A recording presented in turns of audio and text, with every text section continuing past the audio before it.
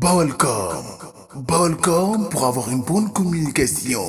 Balcom, bienvenue chez vous. mbokk yi ñu ngi ak le grand Cheikh Thiam Nderi responsable politique APR chargé de mission bu monsieur le ministre Dame Diop ministre de l'emploi et de la formation professionnelle grand ñu ngi lay ziar. waaw ñu ngi leen delloo ziar bu baax di rafetlu seen taxawaay ci liggéey bi ngeen def vraiment di jàppale lamb yi. tey nga nekk invité d'honneur lamb ji sa diggante ak lamb laaj naa la ko démb nga ne ma lamb suñu aada la suñu cosaan la ñoo ko moomal suñu bopp mais dañu gis lamb bokk ci sport yi nga xamante ne bii yow gën nañ laa jox loxo te bu la ci jox loxo nga delloo ko loxo. waaw parce que xam nga damay ànd ak ministre de l'emploi et de la formation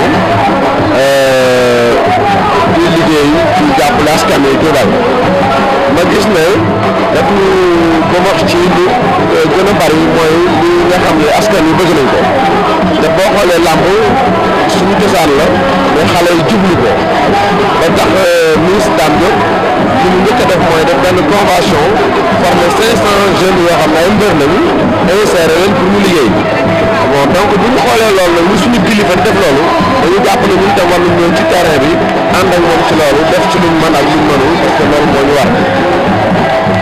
en plus aussi président Macky Sall boo gisee ni mu joxee loxo lamb ji ba def ci arène nationale investir ci alal bi bari nga xam na ne yëf yi suñu cosaan la ñoo ko moom muy nitu Fatick di dund lamb xam ko yor réew mi jëmmal ko ba démb boo gisee di organisé drapeau Sénégal fii di dal xam nga ne président li ñu organisé yor na ko te jëmmal na ko donc su yàlla dogalee nag ñu oof ñu jox ñu ay cër ñu dëkk Njaareem dañu war a ñëw jël cër yooyu bokk ko waa Njaareem.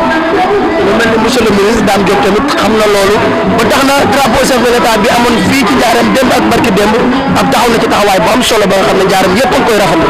waaw xam nga mooy li ma la wax rek li mu njëkk a def mooy jàpp ne ñii bëree sax daf leen dañoo war a am métier dañoo war a liggéey nit ki nag boo ko yéenee mu tedd lu mu yëngu da ngay ñëw def ci teraanga daam dafa yéene làmb ji teraanga moo tax bi ñu organisé drapeau chef de l'État fii ci Diourbel indi ko ci dëkkam président Macky Sall muy cëru président Macky Sall mooy lépp loo xam ne soxla nañ ko dana ko dem yàlla dogal na lépp loo xam ne làmb ji soxla woon na ko démb ci organisation 3 jours yi def na ko yéen ñii seen bopp xam ngeen ne jàppale ci làmb ji jàppale waa làmb.